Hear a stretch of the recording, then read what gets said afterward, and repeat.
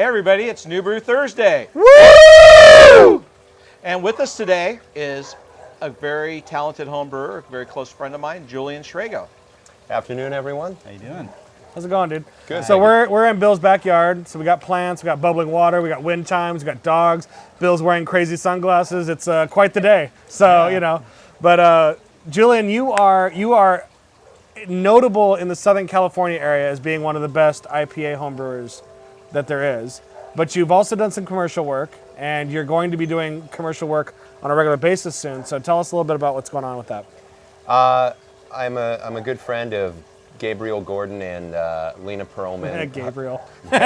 Well, I just want to keep things formal here. It's all formal. And all in the business sense. But Gabe and Lena are the married couple that own Beachwood BBQ. And Beachwood is absolutely known for its amazing food. Yeah, it is. Its perfect ambiance and a fantastic rotating beer selection. Oh, yeah. A lot of often hard to find craft beers in Southern California. Yeah, we just did a show with Gabe a couple of weeks back. So if you failed to watch that show, you'll be getting a nastily worded email from me. But go back and check that episode out, and you can kind of get an idea of what Beachwood is and what they're about. They're great pork, great craft beer, great people. It's an amazing place. So, but it's a very small location, so I don't know how you're going to be brewing in there. It is. Well, the current Beachwood is small, and the funny thing is that's actually twice the size of what it was when it first opened. Right. Yeah. But Gabe and Lena run a fantastic business, and they want to grow the Beachwood name. They want to open a second location, and with beer being very central to their business, they thought the next sensible thing would be to open a brew pub with beer brewed on premises. Right on. And I've been friends with them for a few years now, and I've been brewing for a while, and it was one of these things that kind of came up naturally, but I was pursuing opening my own production brewery, and then Gabe and Lena came to me, and we talked about, just doing a brew pub together, and it seemed like something that made a lot of sense. Yeah. Oh, yeah, for a totally. variety of reasons. So, Is this going to be your first time getting into, like, having a brew pub or like a place where you're actually making the beer there and selling it, and it's your beer? this will be the first time that I will be in charge of everything. I've brewed Okay. commercially on. That's what I meant. Yeah. It's your place, basically. Yeah. This will Where might have I seen your work previously? I have had the honor of brewing at all the Pizza Port locations, and also at the Port Brewing Production Facility in San Marcos, as well as Triple Rock in Berkeley. I've had the Okay. honor of brewing with Roger Davis up there. Right. Roger's a cool guy. He's an awesome guy. Yeah. I mean, everybody that I've worked with at Port and up at Triple Rock has been fantastic and incredibly generous. Triple Rock seems to be like the brewing hub of the universe. Like, That's weird. yeah, like a lot of brewers that I've talked to were like, oh yeah, I started off at Triple Rock, or I brewed at Triple Rock once or twice before I really got into it. And it just seems like this weird nexus of brewing. And I can explain that too.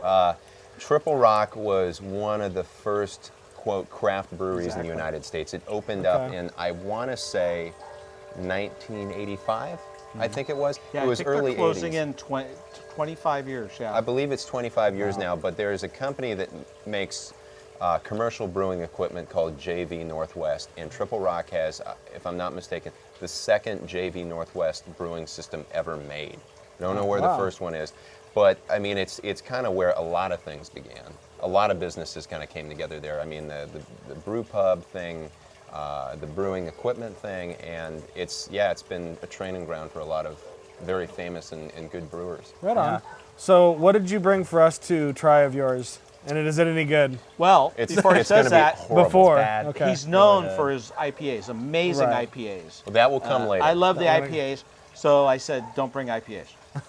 So I brought Julian, a tell us what double you brought. IPA. Well, yeah, because everybody, if you bring your best, we want to see what else you can do, because we Okay. all know you can do IPAs. Okay, well, thank you.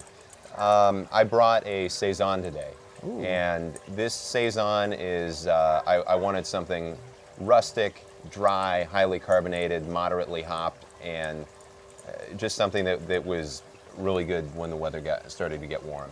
And I also wanted to do an experiment with this particular Saison, and this is the same beer in these two bottles here, but I conditioned one bottle with the main fermentation yeast, which is a Belgian strain.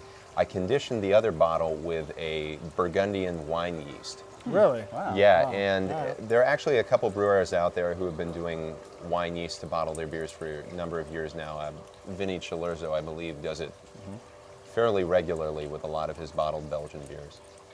So we'll get the chance to try the same beer, but with 2 different bottling yeasts, and you guys can see the difference in That's carbonation, really cool. flavor, Yeah, that's cool. aroma. Nice. All right, well, let's pop these things open and All see right, what happens. let's do it. So which So where did Belgian it- yeast did you use, Julian? Did you use This DuPont is, strain I or did not French use, Saison or I used the Westmalle strain. Westmalle strain? And the Westmalle strain is probably, it's definitely my go-to Belgian strain. It's really strong fermenter.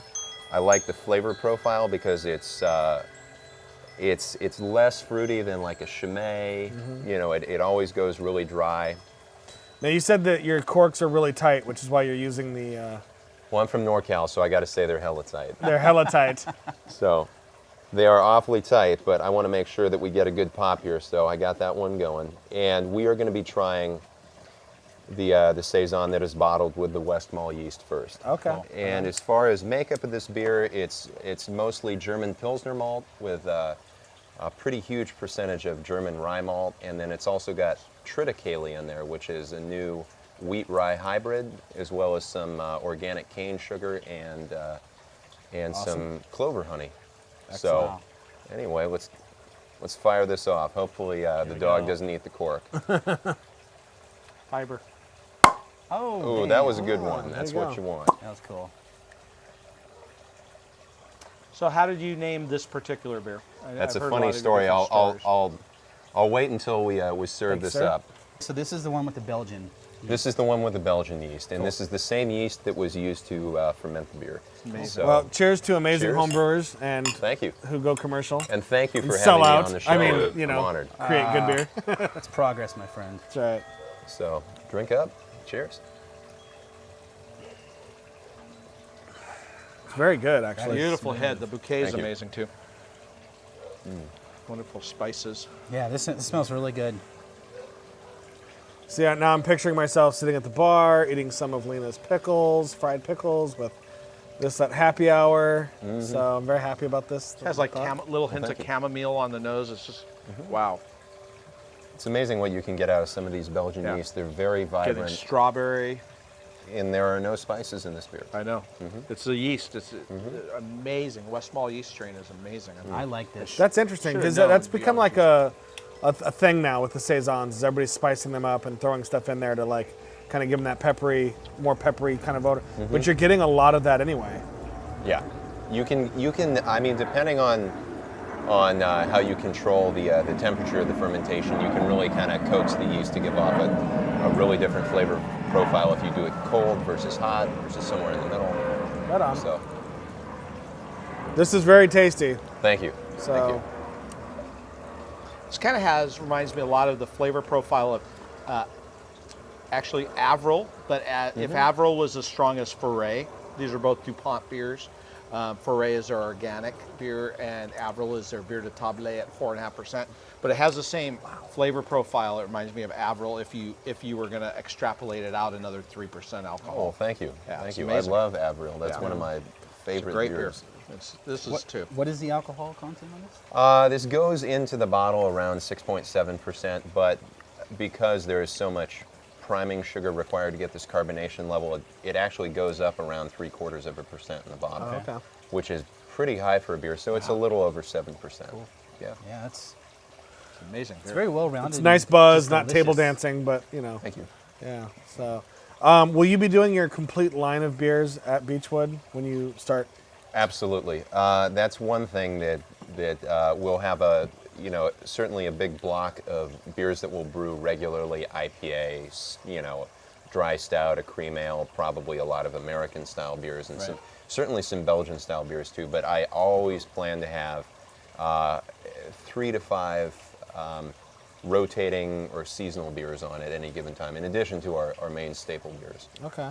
Now, one of the things that makes Beachwood very special is that it is just about kind of like you sit down, you're with a bunch of people, the taps are changing while you're sitting there. You know, like you can do like a stop motion camera and you just see somebody taking a tap off throughout a busy night, And so are we gonna lose some of that now because they've got a brewer on hand? And No. are we still gonna see a lot of guest beers and a lot of taps changing in and out?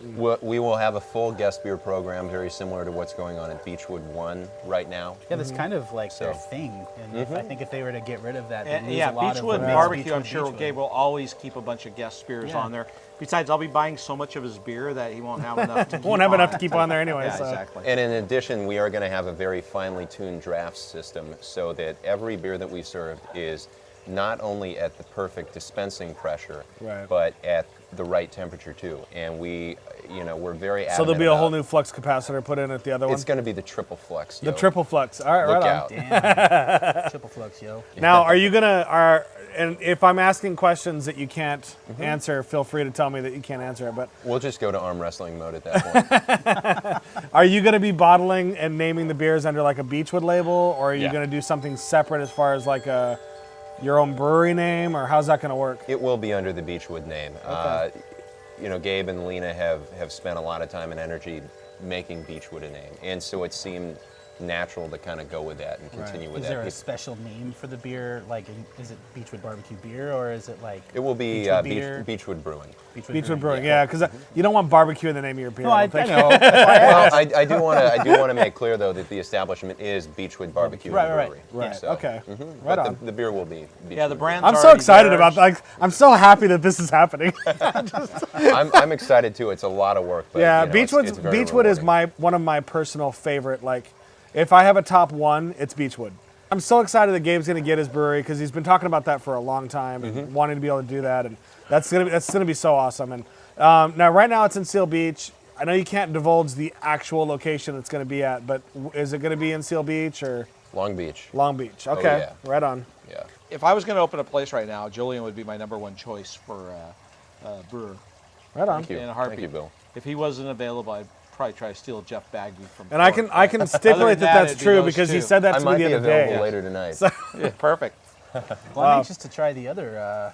Sure. So it's the same beer. It's fermented with a Belgian yeast in the fermenter, but I bottled it with a white wine yeast from Burgundy, France. Cool. It's interesting to try. A lot of people, I think, don't know or don't get the chance to see what the bottling yeast does for the flavor profile. And it is. I'm actually really interested to see what the difference is going to be because, Okay. yeah, It's really good. I just had it over at I Julian's think the other day. I think a lot of beer drinkers, not a lot, but I mean there are a lot of the newer beer drinkers don't understand what the yeast actually does to the beer and the flavors that you get off of it. Because a lot of people ask me like, oh, well, do they put coriander in this? Do they put banana or bubblegum into it? And it's like, no, that's all coming off of the yeast. So it's different yeast strains and different will create a whole different flavor profile for a beer. Yeah. So I'll make sure this one's a nice show too. Oh, damn. Oh yeah, there we go. That one was really good. Oh, you'll never Steven? find that one again. Thank you. That's okay.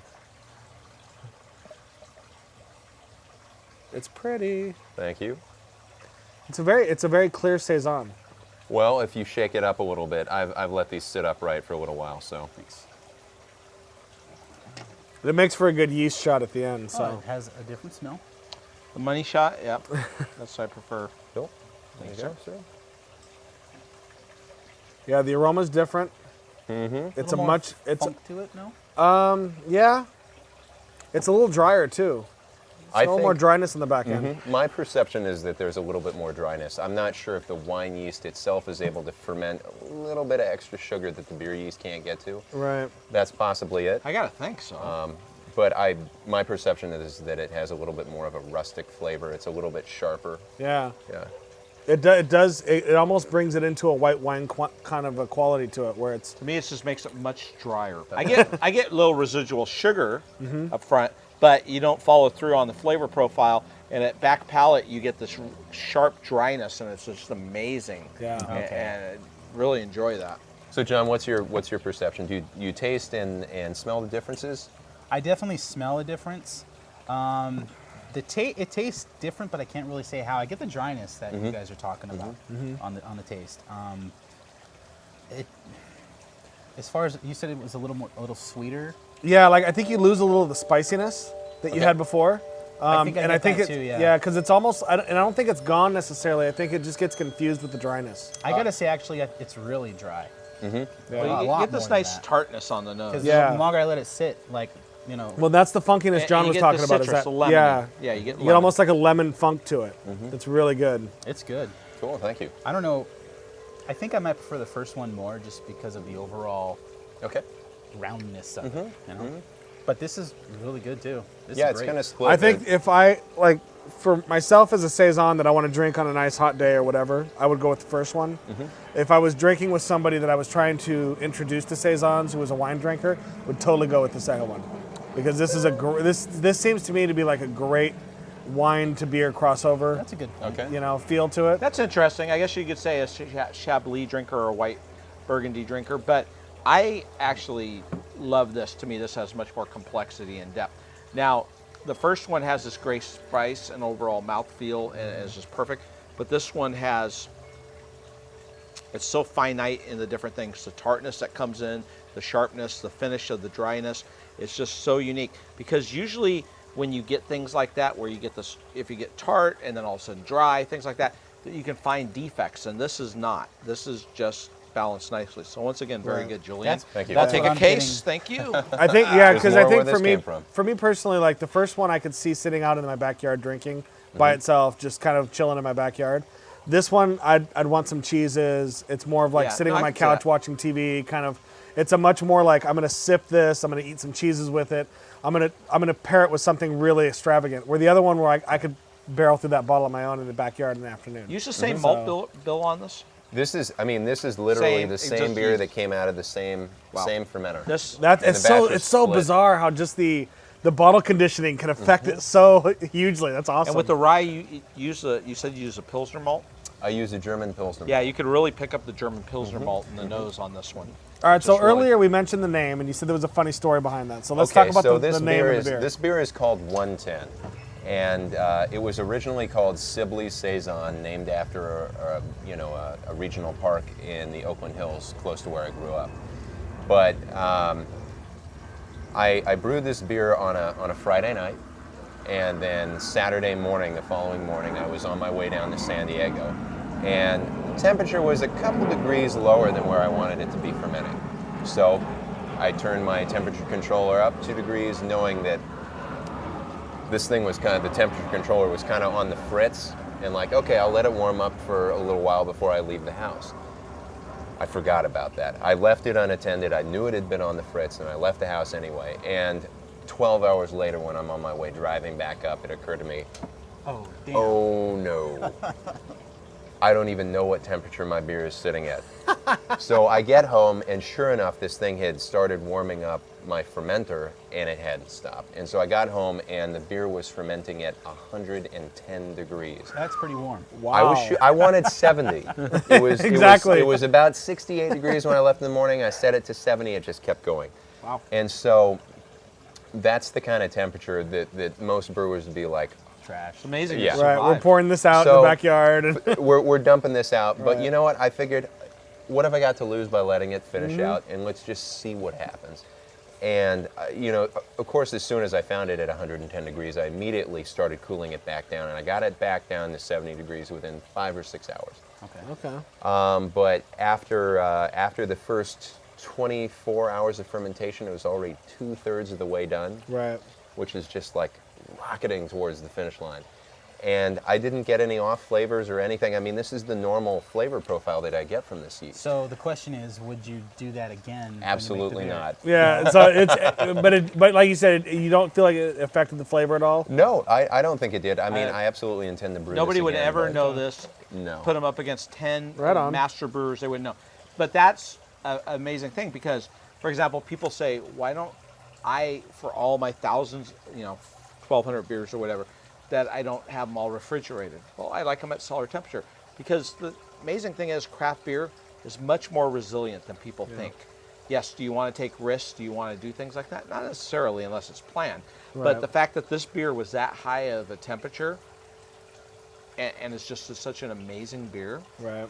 and it's just so resilient. I mean, the beer, craft beer, has the characteristics. Could you do that with the Budweiser? You couldn't, but the thing is, where this was in the fermentation, it had already gotten to a certain point where that high temperature had less of an effect than if it had been earlier in the fermentation. But it didn't affect the end product. I mean, normally when fermentations are too hot, you get a product called fusel alcohols, which gives it that kind of hot, solventy flavor and aroma. None of that in this beer. Nasty, nothing in here. I love the beautiful beading coming up from the. Yeah. Yeah, it's just holding up. Lovely. Well, we don't have any food, and it's making me sad because There's a reason for that. Yeah, I We're love drinking our food tonight. We're drinking our food tonight. But I'm gonna go whip up something. We're gonna go whip up something. We're gonna go to a master pairings, and so we're gonna go do that right now.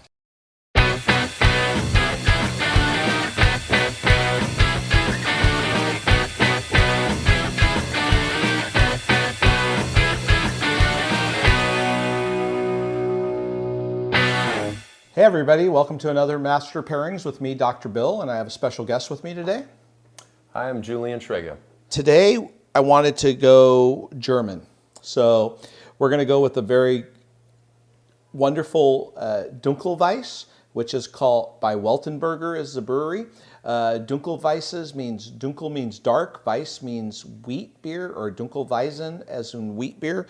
And so it's a dark wheat beer, and today I'm going to pair it with a few great German sausages. I have a Nürnberger Wurst. I have a very nice Bockwurst, and I have a Bratwurst. And I've also paired it with a great smoked Gouda. So we should see how that goes. So without any further ado, let's pour a couple beers. I've never tried this method before, though, Bill. This is the inverted Bill method. That is cool. That is how the pros do it. And, Lovely. oh, perfect. Look at that. That takes talent. Cheers. It's my first time, Bill, but I'm glad to do it with you.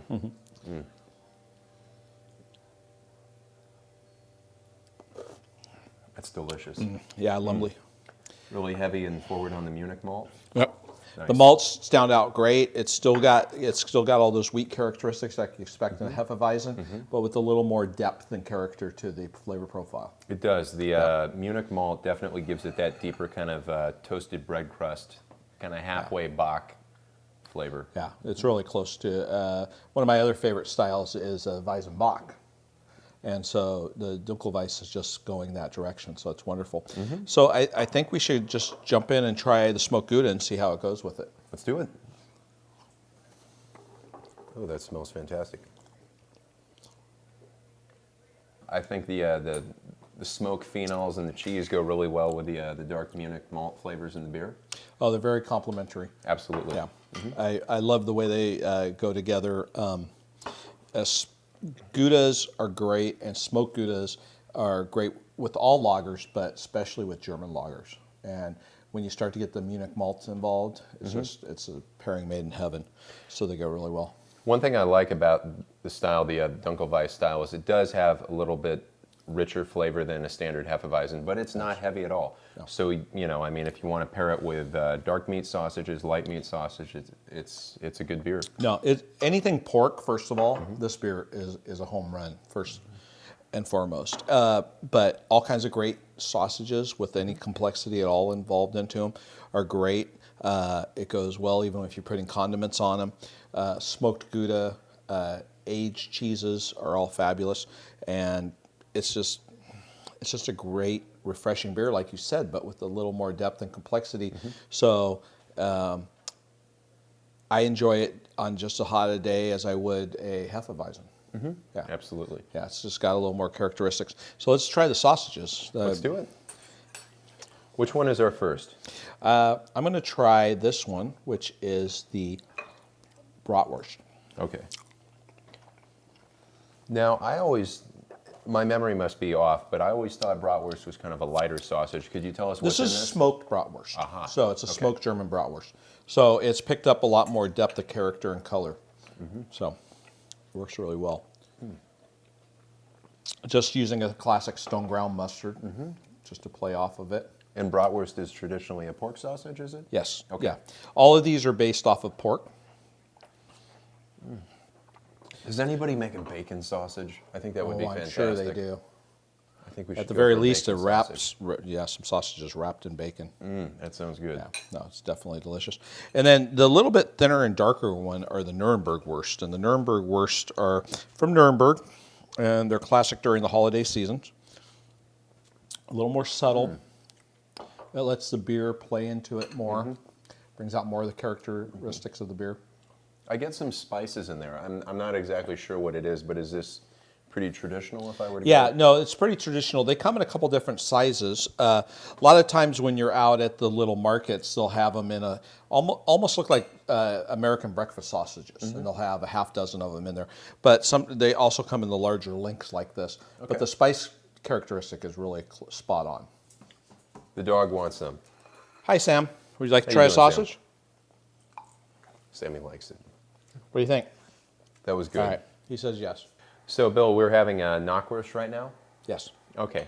Would you care to comment on what the meats are in this? It's got a very light, kind of fluffy texture. So they're pork-based, but historically they have veal in them, and that's what I'm thinking is in here because this is a very traditional knockwurst. Now, nowadays they also have a knockwurst that have the pork with chicken, turkey, and believe it or not, fish in northern Germany.